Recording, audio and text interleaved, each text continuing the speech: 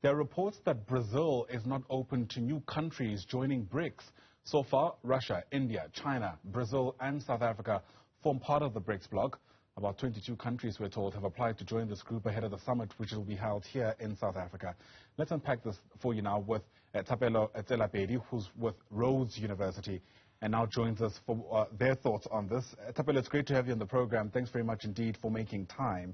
It's interesting that it's Brazil that's apparently resistant to more members joining, but do we have a clear enough criteria to be used for new members to join this bloc? Hi there. Thank you for the invite and hi to your viewers. Look, I think it's quite understandable what Brazil and I guess to a certain extent also what India is saying.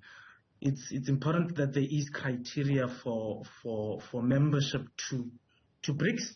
I think it's also important to have the background that these were initially, of course, regional hegemons within their own regions. They've got a sphere of influence in the region, whether politically and economically. So I think there is something to say about whether if you are going to invite or expand the BRICS, what does that mean for their own spheres of influence within the regions that they occupy? So that's one. Of course, you'd look at the fact that also Argentina had applied. So there's the issue of the role and place for Brazil in Latin America.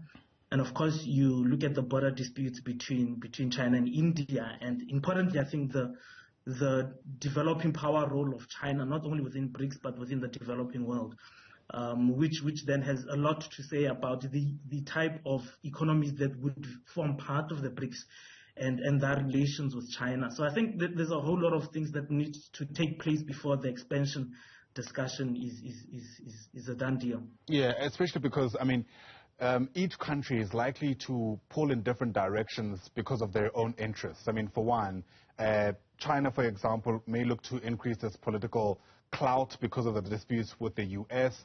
Russia is also in an interesting place, geopolitically speaking, because of the war in Ukraine. It may also be looking to make a couple of friends. But there's also this feeling that increasing this bloc may decrease the slice of the pie for the countries that are already involved in BRICS. Would that be a reasonable enough reason not to allow people to join the bloc itself?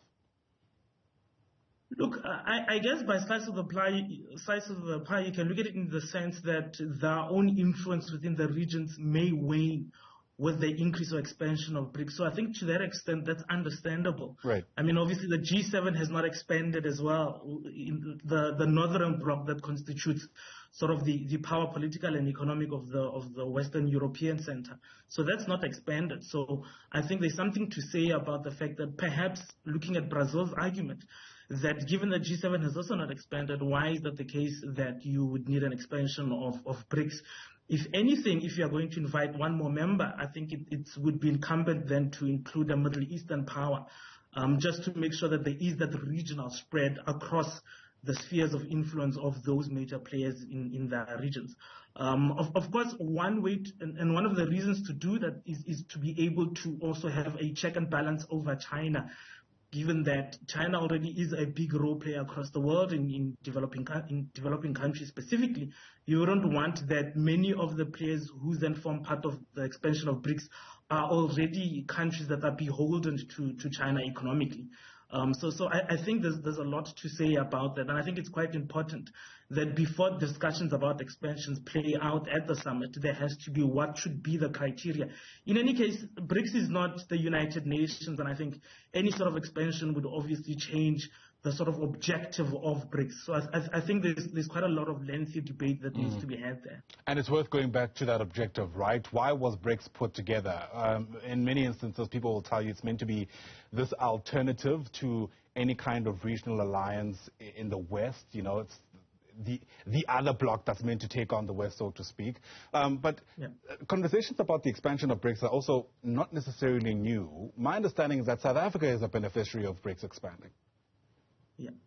I mean, yes, South Africa is, but I think given the influence of South Africa in the southern continent, or the southern part of the continent, it became normal, or at least it was understandable that South Africa formed part of BRICS, which is why I think if any sort of discussions around expansion would take place at the summit, a Middle Eastern power would make sense, given that that is one area or region that BRICS does not have, that would form part of its membership. So that makes sense.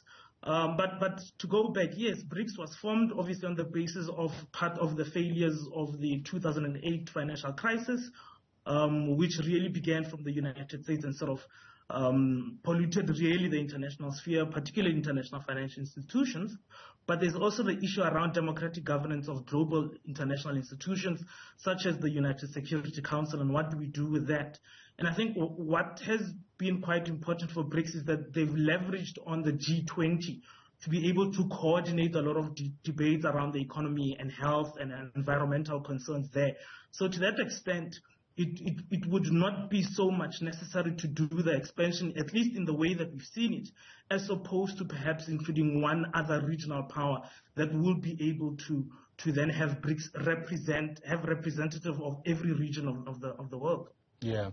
There are obviously a long list of advantages of being part of a bloc like BRICS, but it also can complicate your geopolitical expectations. South Africa has had to navigate a scenario like that this year, with Vladimir Putin having had to arrive in the country because of the summit itself, but is also a signatory of the Rome Statute, which means we had to respond to that warrant of arrest from the International Criminal Court.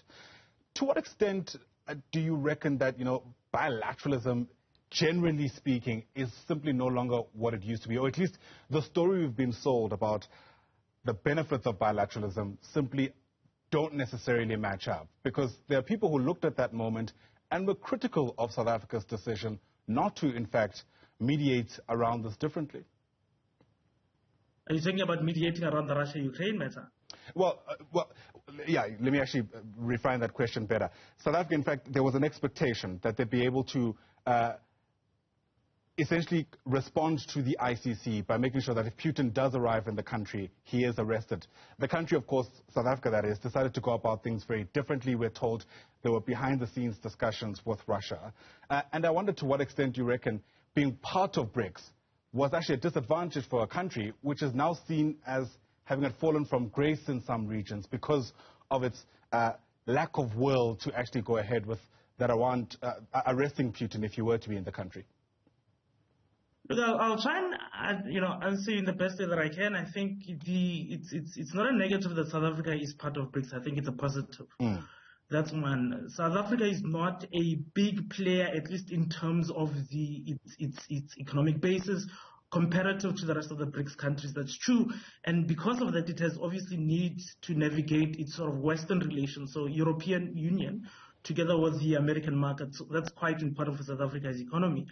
And then it has to balance its clearly growing, economy with China, with India as well. So obviously it's going to be very difficult. But I think Pretoria stands a chance whereby it can bring these two worlds together, the West and the East. And I think that's where it stands, which can obviously contribute to the many tensions that would arise necessarily from the BRICS countries.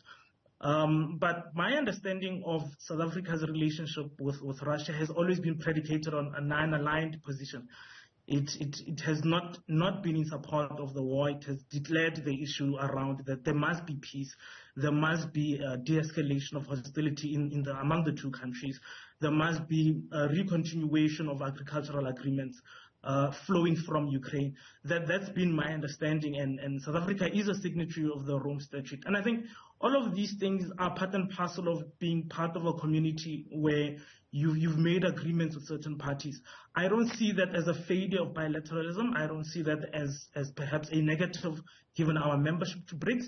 I think South Africa has been successfully navigated all of those relationships quite well. We have now Putin coming online, that is, without coming physically. And I think that's a good win for South Africa's, political strength, which I think it's able to kick above, obviously, its economic strength. So there's something to say that about South Africa's ability to be able to navigate these complex relationships. And this is a positive.